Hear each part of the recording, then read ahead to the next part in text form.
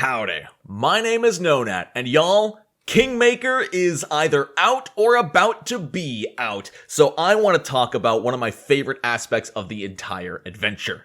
To get you quickly up to date, Kingmaker was the most popular adventure path back in Pathfinder 1st edition and has now been ported to Pathfinder 2nd edition and Dungeons & Dragons 5th edition. It is being released for both systems, and there's an entire companion book about the companions.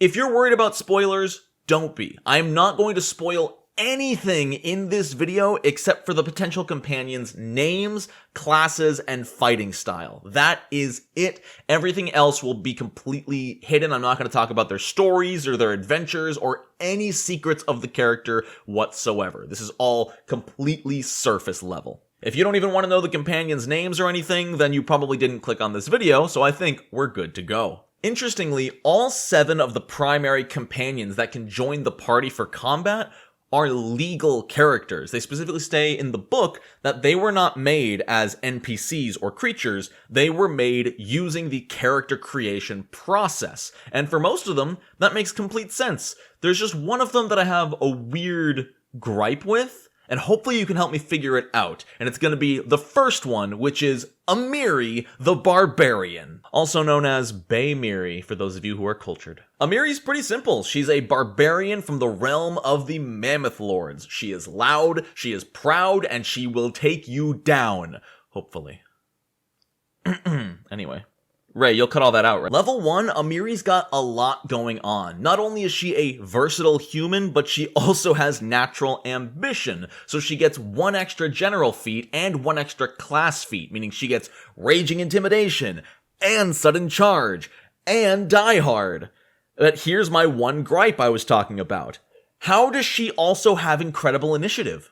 I get the 2 class feats, I get having 1 general feat from natural ambition, but I looked at this stat block for like 5 straight minutes and I couldn't figure out where she was getting the 2nd general feat.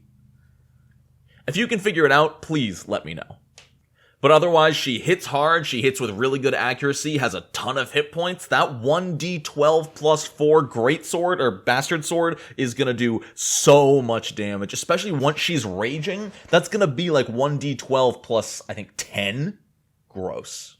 In combat, Amiri's a pretty typical barbarian. She will rage, and then she will hit whatever enemies she can see. Interestingly, she doesn't like relying on others, so be warned, there will be fights where if there's a single big enemy, Amiri might ask to fight it by herself, and if you don't let her try, she will resent you for it.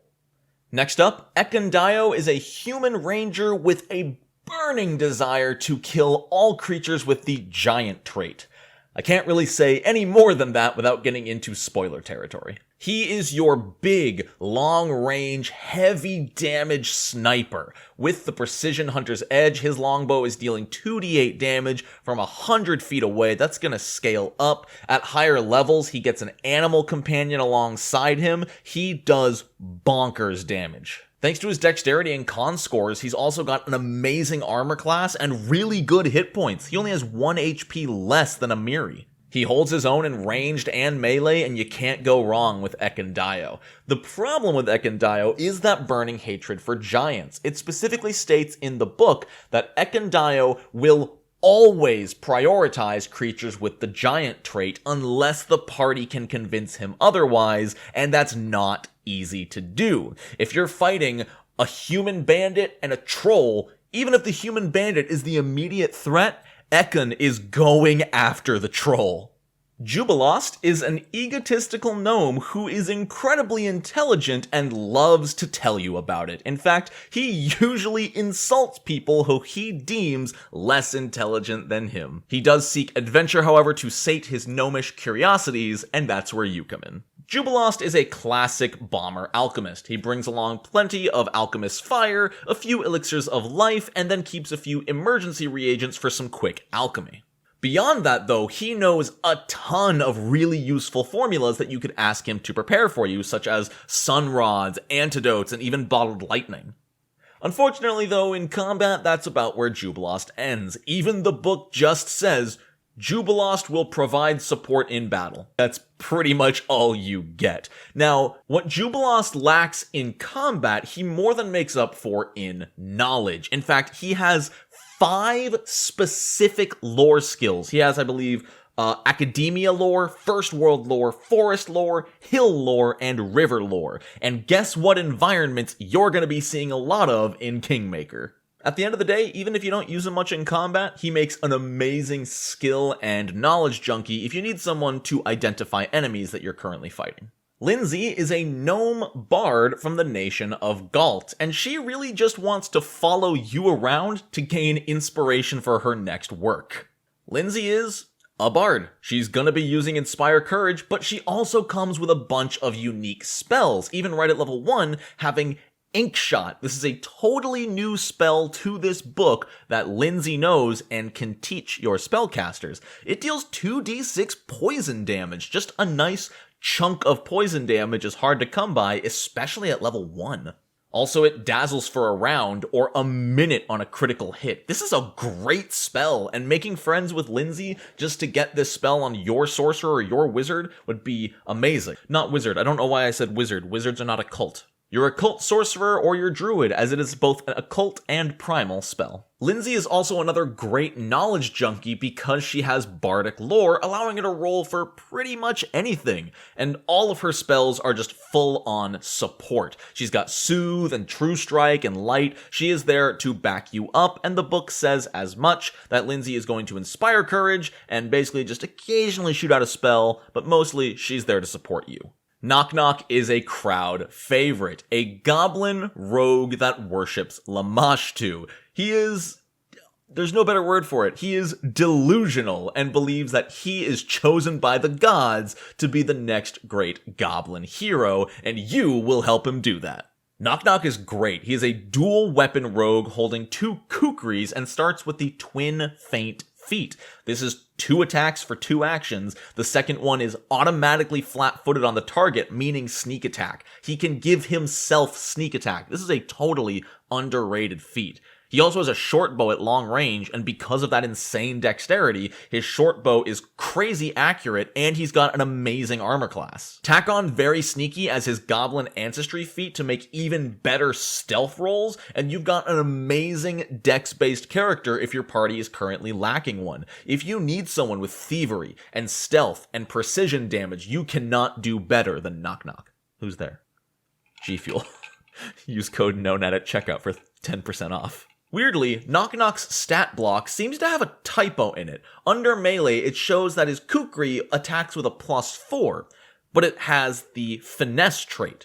With his +4 dexterity and +3 proficiency, that should be a +7. I don't know if I'm missing something here, but I believe that is a typo. Tristian is hot. Tristian is a human cleric from Kadira, and he is definitely the goody two-shoes of the party. He just wants to travel the world and spread the worship of Sarenrae. Now, Tristian is full-on support. He makes Lindsay look like an evocation wizard. At level 1, he almost literally has 0 offensive spells. His only offensive options are Disrupt Undead and Divine Lance. The rest are entirely healing, protection, and buff spells. And who boy does he play the Cloistered Cleric? He has an almost laughable 14 armor class and only 18 hit points. He is almost more likely to be critically hit than normal hit. He does have the Healer's Blessing focus spell, though, from Domain Initiate, and that is a banger of an option, just giving more hit points whenever he heals people. In combat, Tristian stays as far back as possible. He'll throw out some 2-action heal spells, he'll buff the party either before or during combat, and he will stay as far away as he can, unless you're fighting undead or demons. If there's something outright evil and anti-Sarenrae, you know Tristian's drawing that scimitar with that fatty +3 to hit and charge into the front line to smite evil, because that's what he does. In context, it makes sense. He believes it is his duty to eradicate purely evil beings like that, but it is the fastest way for him to die. Valerie is described as being almost supernaturally beautiful. And she doesn't give a shit. She legit just wants to be a mercenary, make her money, and get as far away from her family as possible. The end. She is a full-on sword and board tank fighter, but the way she comes in the book, she's not the best at it. She has reactive shield, she has toughness, and she comes with a steel shield, which are all perfect makings. But why does she start with scale mail? Because scale mail is only +3 armor class, and she only has a +1 dexterity, her AC is 17. That's lower than Knock Knock. Sure, she can raise it to 19 with a raised shield, but if she had something like breastplate, she could have 20. If you can get her plate mail and heavy armor as soon as possible, she can fill that role of frontline tank so well. But as long as she has that scale mail, she will not be living up to her full potential. But at the end of the day, she does still have that tasty fighter accuracy with a +9 to hit with her bastard sword. As far as her in combat, I basically just described it. She walks up to the front line and she does not leave the front line. And that's all 7 primary companions. If you've played the Kingmaker video game, you might remember a whole lot more companions to choose from. Well, unfortunately in this adventure path, the rest of those have been made secondary companions. You can still build them yourself, but all they have written in the companion guide is their personal quests and what they can do at specific parts of the adventure. Unfortunately, they do not come with pre-made stat blocks like these 7. They're definitely still playable. You can still make Harem and make a first level cleric of Grotus. It's just going to take a little bit of extra work on your part, and your harem is going to be different from somebody else's harem. But that's the 7 primary companions for Pathfinder Kingmaker 2nd Edition. I want to hear from you, whether you played Kingmaker 1st Edition, the video game, or you're currently playing Kingmaker 2nd Edition. I want to hear about your favorite companions. Try to keep the comments free of spoilers, please and thank you. There's some cool spoilers that obviously we all want to talk about, but you're kind of rude if you spoil it for somebody else. So, without spoiling it, tell me about your favorite companion and why it's Amiri. I want to give a huge shout out to my patrons for keeping the channel alive. Thank you all for your continued support. I appreciate all of you. I want to thank you so very much for watching. I hope you all have a wonderful rest of your day. And until next time, Amiri's the best girl.